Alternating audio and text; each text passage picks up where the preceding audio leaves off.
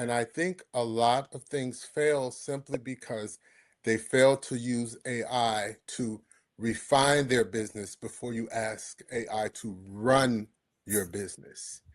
If I were to ask you whatever it is that you're good at, it could be knitting, it doesn't matter. There's a way to refine the energy that you put into knitting that will give you a higher quality product, and AI can help you do that. So right now, the real advantage is to understand what you do better versus everyone saying, get a bot.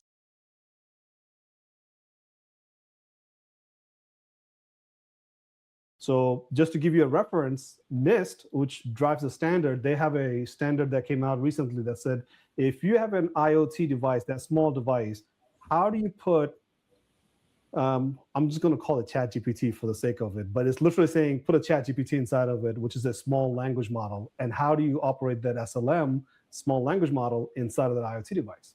So what happens to a sensor that is an IoT device? All of a sudden, it's able to communicate like a human language, right? So it's able to communicate probably, preferably securely, right? Because you don't want somebody to go out into the fence line in the military base and say, well, here's an IoT device that has some, language model. Let me hack into it and start figuring out what it does. You don't want that, right? So there's a whole lot of layers of hardwares that we can talk about, and then all of a sudden you start seeing a picture of where your data is coming from, where your data is being collected, how it's being collected, and what are the values of this data when you put them all together, right? So we've been doing this podcast for a while, and I'm very excited to have a new year and a new format of the podcast. So as you can see, there's still many people joining this call, but we are going to specialize and emphasize on non-techies. And what that means for you, if you're listening, you have a lot of tech involvement, and you want to, have a discussion in a roundtable manner. Like maybe do a tabletop exercise with your non-techie coworkers, colleagues, or even friends. You want to bring them into what it is that you do in tech space. We want to be able to facilitate that in our podcast. This is very exciting because we have a mix of techies and non-techies in this conversation, and techies are absolutely fascinated by what's happening in the AI space. And one of the things that as techies, I find it to be a responsible approach is to manage that expectation by giving them a guideline into the security, privacy, safety, and security. And this conversation really happens in silos. But if we are able to bring this out and normalize it to say, this is the world we live in, and this is the way we have to protect ourselves. All of a sudden, we see the value in AI, and we also see the value in our data privacy, data safety, and data security.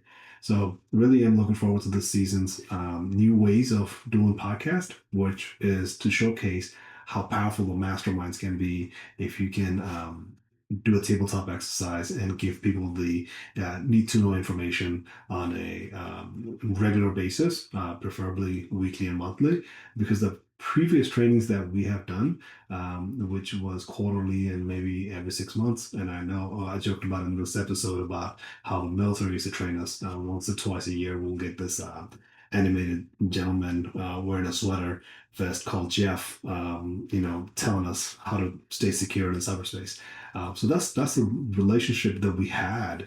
Is the cyberspace only was known to us by a training by a guy.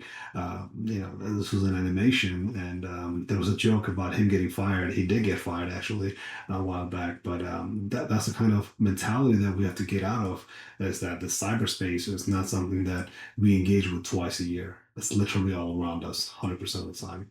So looking forward to this mastermind because this is something that has been most impactful of all the things that I've worked with, where this mastermind has produced more results than anything else in the AI space.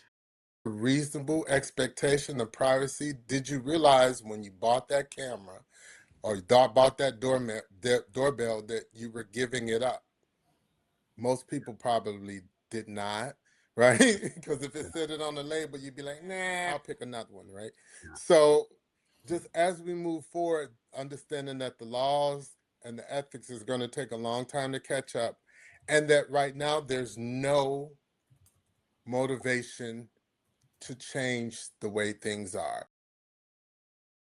So your data as a rest is the problem that you have to solve in order to move forward with your big budget IT AI project, right? So let me emphasize that one more time. Back in the days, your data used to sit in your basement. And by the way, you know that sweater Bobby's wearing? Because he literally has a data center on his basement. That's why it's so cold in his house, because it's he literally have to wear a sweater to keep the servers cold, right? So if the data is literally sitting under your feet on the basement, that data is far harder for somebody to access, right?